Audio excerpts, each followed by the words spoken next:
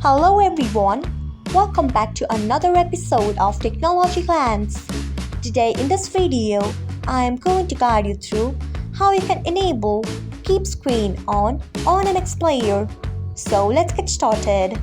Firstly, open MX Player app in your device. Then tap on your profile icon if you haven't. Next tap on settings.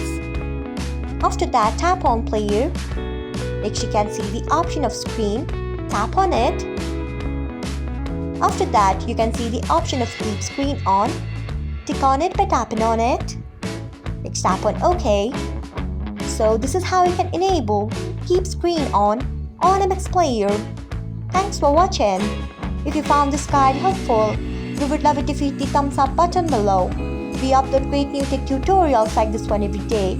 So do not forget to subscribe to our channel and hit the bell icon so that you will never miss another update.